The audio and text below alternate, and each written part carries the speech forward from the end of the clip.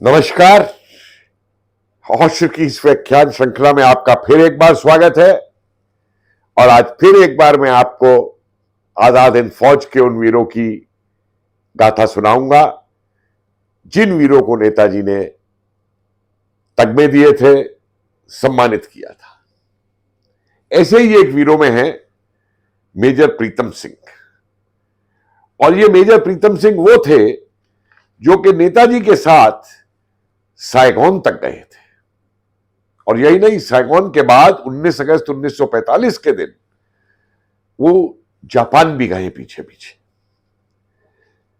इनका जन्म जालंधर जिले के खेराडोना गांव में हुआ था और इनके पिता का नाम एसपी सिंह था।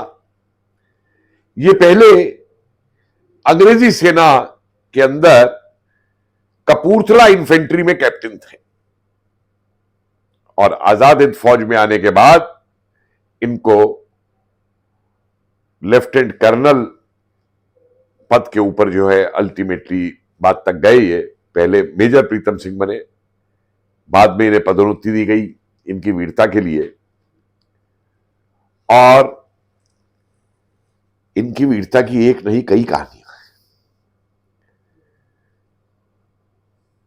मई 1944 के प्रारंभ में मेजर प्रीतम सिंह एक आजाद हिंद फौज की यूनिट को सेंट्रल बर्मा का जो सेक्टर था वहां पे कमांड कर रहे थे और उनको यह उद्देश्य दिया गया था कि वो जो दुश्मन की पोस्ट हैं उन पोस्टों के ऊपर पूरी निगाह रखें और उनकी जानकारी जो है वो वापस हेडक्वार्टर को दी जाए। तो ये अपनी पार्टी के साथ अपना उद्देश्य पूरा करने के लिए चले, लेकिन इनको दुश्मन की भयंकर गोलाबारी का सामना करना पड़ा, जिसमें दुश्मन मशीन गन से फायर कर रहा था, मोर्टार से फायर कर रहा था, लेकिन इनकी यूनिट घबराई नहीं। चलो दिल्ली का नारा लगाते हुए, चलो दिल्ली का नारा लगाते हुए आजाद हिंद फौज के सैनिक आगे बढ़ते रहे और उन पे आक्रमण किया और कुछ देर तक ये युद्ध चला। और उसके बाद मेजर प्रीतम सिंह जो है सफलतापूर्वक अपनी यूनिट के पास वापस आ गए, जबकि निरंतर इन्होंने उनका जो उनका फायरिंग था उसका जवाब दिया और जो जानकारी चाहिए थी वो हासिल कर ली। और नेताजी ने इसके एवज में उन्हें सरदारे जंग का, उनकी व्यक्तिगत बहादुरी के लिए, उनकी कर्तव्य निष्ठा के लिए और एक बहुत ही योग्य तरीके से अपनी यूनिट का कमांड करने के लिए ये मेडल सरदारे जंग का उनको दे करके उनको मेजर से लेफ्टिनेंट कर्नल प्रीतम सिंह बनाया। आगे जाकर के नागालैंड के अंदर और इम्फाल के सेक्टर में भी कर्नल प्रीतम सिंह ने कमांड किया यूनिट्स को। और इसमें एक बहुत ही महत्वपूर्ण कमांड उनका जो था, पालेल नाम का एक हवाई अड्डा था अंग्रेजों का, जिसको के जीतना बहुत जरूरी था। और उस प्रदेश में जाके पहाड़ियां ही पहाड़ियां हैं। कर्नल प्रीतम सिंह जो है अपनी यूनिट के साथ 40 मील तक पैदल चले और 40 मील पैदल चलने के बाद इन्होंने दुश्मन के ऊपर पालेल के हवाई अड्डे पे उनके पीठ पीछे से हमला किया और उनके पास करीबन 300 व्यक्तियों का, सैनिकों का वो नेतृत्व उस समय कर रहे थे और दुश्मन को पालेल एयरपोर्ट से पीछे हटना पड़ा। इसी प्रकार इम्फाल के क्षेत्र में भी उन्होंने कई युद्धों के अंदर लीड किया, जिसके नतीजे बस उनको कर्नल की उपाधि दी गई। और 45 के बाद में ये गिरफ्तार हो गए। इनको अंग्रेजों ने सिंगापुर की जो चांगी जेल थी पहले वहां पे रखा। वहां पे इनको टॉर्चर किया गया, इनको प्रताड़नाएं दी गई, क्योंकि एक तो डेकोरेटेड अफसर और फिर इतनी जगहों पे अंग्रेजों को इनको पीटना, पीछे हटाना, वो बदला लिया अंग्रेजों ने। और उसके बाद में उनको दिल्ली लाया गया और लाल किले के अंदर कैद करके उनको वहां पे भी प्रताड़ना दी गई। बाद में कई दिन बाद, कई महीनों बाद ये छूटे। और इस वीर की गाथा भी बहुत ही महत्वपूर्ण है, क्योंकि जिन जिन मुकामों पे ये गए हर जगह इन्होंने विजय ही हासिल की। इसी प्रकार से एक और नाम हमारे सामने आता है, सेकंड लेफ्टिनेंट अजायब सिंह। ये सेकंड लेफ्टिनेंट अजायब सिंह जो है, ये अंग्रेजी सेना की 1/18वां जो पंजाब रेजिमेंट थी उसमें पहले हवलदार थे, और बाद में ये सिंगापुर में आजाद हिंद फौज में शामिल हुए। इनको सेकंड लेफ्टिनेंट का पद दिया गया, और जो दूसरी गुरिल्ला रेजिमेंट थी उसके अंदर ये शामिल हुए थे। इनके पिता का नाम श्री संत सिंह था, और पंजाब में गुरदासपुर जिले के सिद्धवान गांव से ही आते थे। मई 1944 में इनको बर्मा के सेंटर सेक्टर जो था वहां पे एक पोस्ट के ऊपर उसकी सुरक्षा के लिए मिटोंग खुनू या माइटुन खुनाओ, दो तरीके से उसको बोला जाता है बर्मी में, उसको बचाने का जिम्मा इनके सिर पे था। और इस पोस्ट के ऊपर अंग्रेजी सेना की जो हाईलैंडर रेजिमेंट थी, ये वो रेजिमेंट थी जिसमें स्कॉटलैंड के उनके सिपाही हुआ करते थे, उसने हमला किया। और ये हमला अंग्रेजों ने, ये इस हाईलैंड रेजिमेंट ने तोपों के साथ, मशीन गनों के साथ और मोर्टार के गोलों के साथ किया। और इनकी संख्या भी जो है, जो कंपनी आजाद हिंद फौज की वहां पे मौजूद थी लेफ्टिनेंट, सेकंड लेफ्टिनेंट अजायब सिंह के नीचे, उससे करीबन 10 गुनी संख्या इनके सिपाहियों की थी। लेकिन अजायब सिंह और उनके साथियों ने उनके इस प्रयास को विफल कर दिया। अपनी पोस्ट के ऊपर एक स्थान से दूसरे स्थान पर जा करके जिस तरीके से इन लोगों ने वापस फायरिंग का जवाब दिया, उसका नतीजा यह हुआ कि आर्मी को इनकी मशीन गन फायर के बाद में पीछे हटना पड़ा, वापस जाना पड़ा। लेकिन गजब की बात देखिए कि अजायब सिंह ने उनके पीछे हटने के बाद में भी अपनी जीत नहीं मानी। ये अपने सैनिकों को लेकर बाहर निकल आए, और उसके बाद में जो हथियार अंग्रेज छोड़ गए थे वहां पे भागते हुए, उन हथियारों को इकट्ठा किया साथ में, और उसको लेकर के फिर अंग्रेजों के ऊपर इन्होंने पीछे से उन भागते हुए अंग्रेजों के ऊपर हमला बोल दिया। और काफी समय तक ये युद्ध चलता रहा। अंग्रेज बारबर्ड वायर के पीछे थे। लाल सिंह ने, अजायब सिंह ने उनको ललकारा भी, और नतीजा ये हुआ कि एक और युद्ध के बाद में अंग्रेजों को फिर पीछे हटना पड़ा, और बहुत बड़े अस्त्र शस्त्र जो थे अंग्रेजों के, वो लेफ्टिनेंट अजायब सिंह की यूनिट के हाथ लग गए।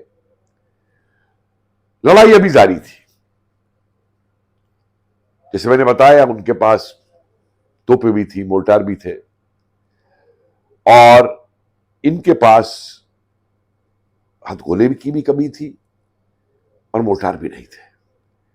लेकिन इन्होंने क्या किया कि हथगोले को चलाने के लिए जो एक ग्रेनेड का कार्ट्रेज होता है, जिसे बेलीसाइड कार्ट्रेज बोलते हैं, वो इनके पास नहीं था। तो अजायब सिंह ने एक एक्सपेरिमेंट किया।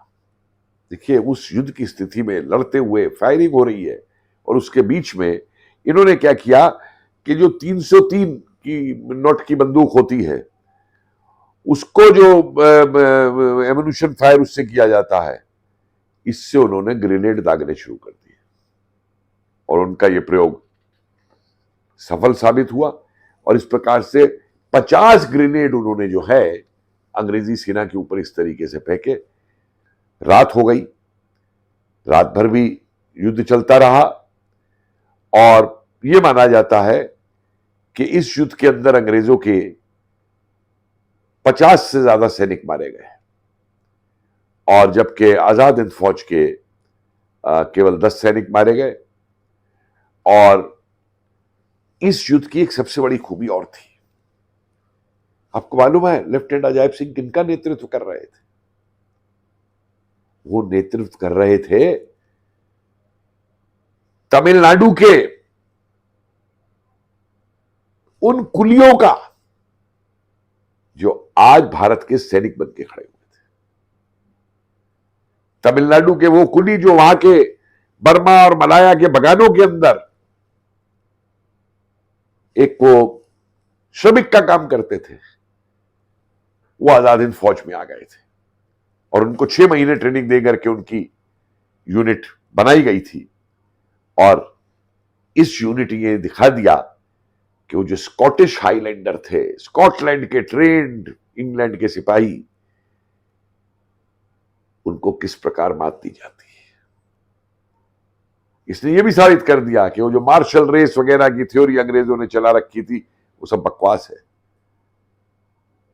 जब देश को आजाद कराने का जनून हो और उस जनून में सिपाही लड़ रहा हो, तो एक कुली भी जो था सिपाही बन के देश की आजादी के लिए लड़ा।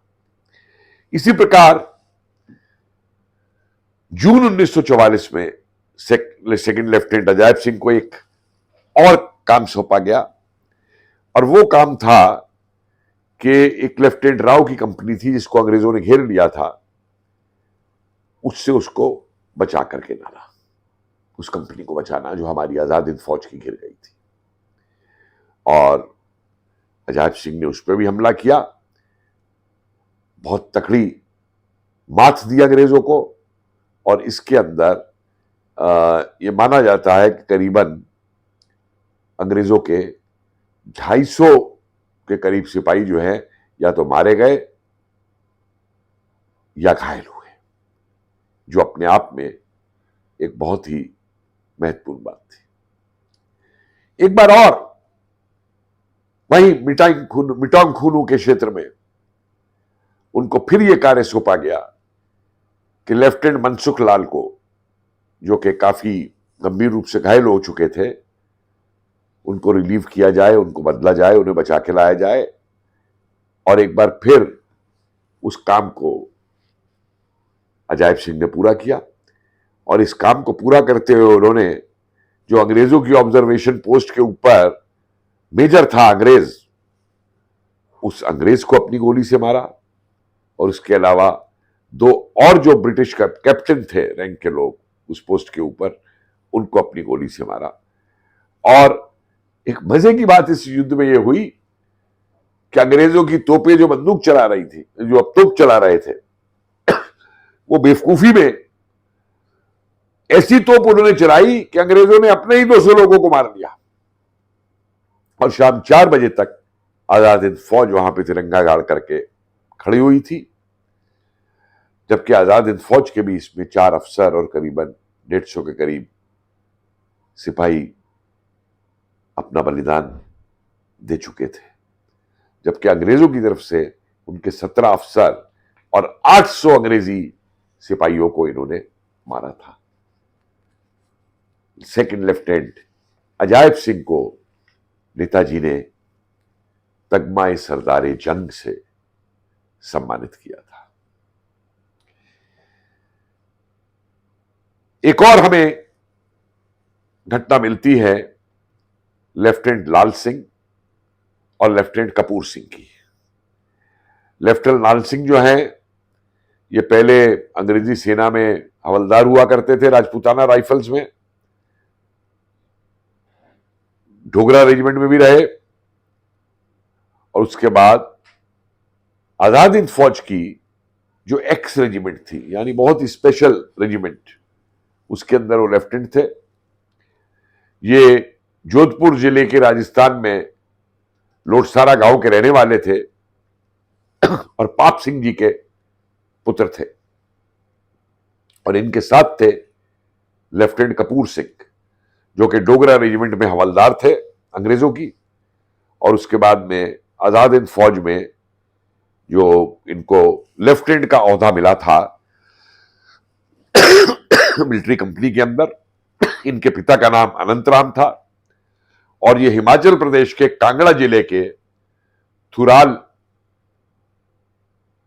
गांव से आते थे।